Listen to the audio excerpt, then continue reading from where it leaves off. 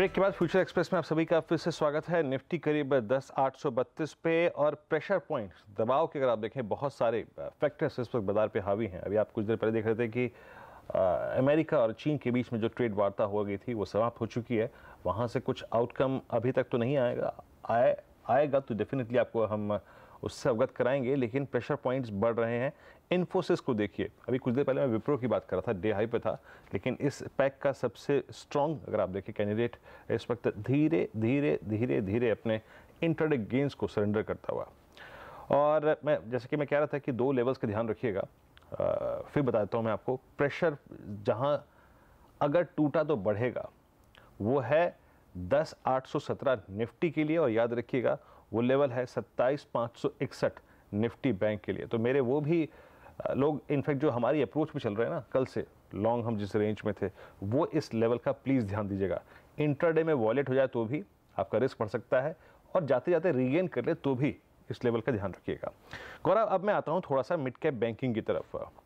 अगर मैं ये मान के चलूँ कि सेकेंड हाफ में अगर कोई पुल बैक आता है तो बैंक्स कौन कौन से प्रेफर करेंगे आप? फेडरल बैंक डे हाई पर है, और अभी तक और कोई बैंक कैपिटलाइज करके या फिर बहुत स्ट्रांगली अब तक अपने आप को ऊपर की साइड लेके नहीं आ पाया है।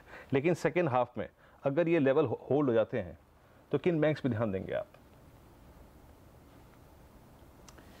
देखिए, सबसे बेहतरीन आपने सही कहा कि फेडरल बैंक लग रहा है, और अगर लार्ज कैप्स में अगर बात की जाए तो आईसीआईसीआई बैंक जिसने एक बहुत अच्छा एक ब्रेकआउट दिया है और उसको सस्टेन भी कर रहा है, तो मेरे हिसाब से अगर लार्ज कैप्स की बात की जाए तो आईसीआईसीआई बैंक सबसे बेहतरीन लग रहा है, जहाँ पे आप 395-400 की उम्मीद कर सकते हैं। मैं इंट्राडे की बात नहीं कर रहा हूँ, कुछ दिनों के लिए आप बाय कर सकते हैं, और 374 इसमें स्टॉप लॉस होगा, तो ये मुझे अच्छा लग रहा है। और मिड कैप्स में फेडरल बैंक है वो थोड़ा बेहतर लग रहा है। एक और चीज़ देखिए, आईसीआईसीआई बैंक का जिक्र किया अभी गौरव ने, हम जैसे कि सुबह ही बात कर रहे थे कि कंसेंसस ट्रेड हो चुका है ये, लेकिन स्ट्रांग है।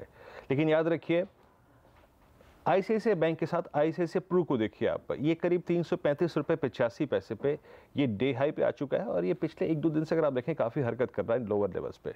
गौरव, मैं इसको देखूँ ना तो इस स्टॉक को काफ़ी लंबी समय अवधि में देखूँ तो लोअर लेवल्स पे पहली बार इतना कॉन्फिडेंस आ रहा है कि ये स्टॉक आज अपने कम से कम 50 डेमा को काट कर उसके ऊपर आया है। और अब कोई ट्रेड बनता है क्या यहाँ पे? अगर ये 335-336 के ऊपर चलना शुरू करता है तो मेरे को एक 15-20 रुपए का जो मूव है उसकी गुंजाइश नज़र आ रही है। तो क्या किसी पोजिशनल ट्रेड के लिए जाएंगे आप क्या? जी बिल्कुल, आईसीआईसीआई प्रूडेंशियल इनफैक्ट मैंने भी अपने स्टॉक्स में इसको रिकमेंड किया है। यहाँ पे जो इमीडिएट टारगेट्स आ रहे हैं वो 345-350 के ही आ रहे हैं। आपने सही कहा कि 55 डेमा के ऊपर ही चल रहा है, और inverse head and shoulder breakout हुआ है डेली चार्ट्स पे, 6-6.5% के लॉन्ग्स बने हैं, तो इसमें सब कुछ काफ़ी पॉजिटिव चल रहा है। तो मुझे अभी लगता है कि यहाँ पे जो एक्शन है, अगर आज के ऊपर क्लोजिंग आती है तो 345-350 के लेवल्स के लिए आप प्ले कर सकते हैं। 330 का इसमें लक्ष्य होगा, और 350 अगर होल्ड करता है तो शायद जो इसका प्रीवियस स्विंग था 367-368 वो भी एक बार टेस्ट करने की क्षमता रखता है। इस बीच अगर आप देखें तो सारा का सारा अट्रैक्शन जो है ना वो आईसीआईसीआई प्रू, फेडरल बैंक, क्योंकि मैं इस सेगमेंट में मार्केट की स्कैनिंग करता हूं कि एग्जैक्टली हो क्या रहा है बाजार में। तो और इस बीच आप देखिए कल का सबसे कमजोर स्टॉक है इंडिया बुल्स हाउसिंग फाइनेंस, इस वक्त डे हाई पर आके करीब 824 पे आके खड़ा हो गया है। गौरव, कल के एक शार्प अगर आप देखें नेगेटिव रिएक्शन के बाद आज ये पुल बैक मोड में है, लेकिन हमें नहीं भूलना चाहिए कि पूरा दिसंबर, सेकेंड हाफ ऑफ दिसंबर ये पुल बैक मोड में रहा। अभी क्या लग रहा है इस वक्त, कोई ट्रेड कमिट करेंगे आप यहाँ पर?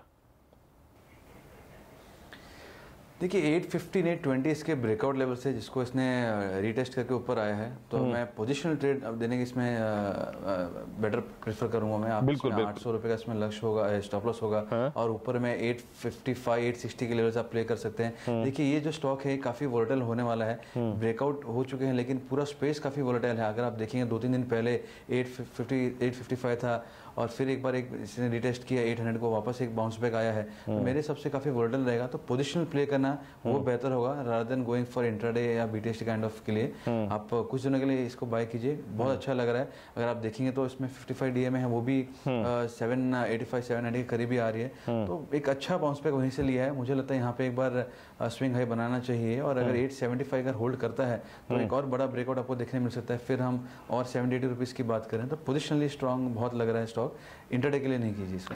देखिए देखते जाइएगा, ICICI Pru, Indiabulls housing finance, federal bank, Havells, Berger paint, ये 4 एक स्टॉक्स हैं जिन पर आपको नज़र रखनी है। और मैं फिर कहूँगा कि मैं सुबह भी एक बात कही थी, जाते थे अलर्ट देता हूँ कि बाजार थोड़ा सा आपको ट्रबल लग रहा है इस वक्त, दिक्कत हो रही होगी देखने में कि क्या हो रहा है यार, नीचे आ रहा है, ऊपर आ रहा है, टिक नहीं रहा है, बहुत ट्रबल कर रहा होगा, लेकिन मेक और ब्रेक लेवल होगा, याद रखिए वो 10,817। जरा प्लीज़ इंट्राडे चार्ट लेके आइए। ऊपर ना टिकने के बाद नीचे एक जोन में मार्केट थोड़ा सा सेटल होने की कोशिश कर रहा है। याद रखिएगा बड़ा ग्लोबल इवेंट है ये बैठक, इसका आउटकम क्या आएगा। साथ ही साथ यूएस मार्केट को आज अपने सबसे क्रिटिकल पॉइंट से स्ट्रगल करना है, वो है 23,924,000। और इस बीच अगर आप देखें तो इस लेवल का 10,817 निफ्टी पर और 27,561 निफ्टी बैंक पर, इस पर नज़र रखिएगा। कल जब मुनाफे की तैयारी शुरुआत करेंगे ना उसकी, तो भी इसकी बात करूँगा 2 लेवल्स की। फिलहाल एक ब्रेक, और ब्रेक के बाद देखिए आप एक खास सेगमेंट, एक खास कार्यक्रम मिड पॉइंट आशीष वर्मा के साथ। नमस्कार।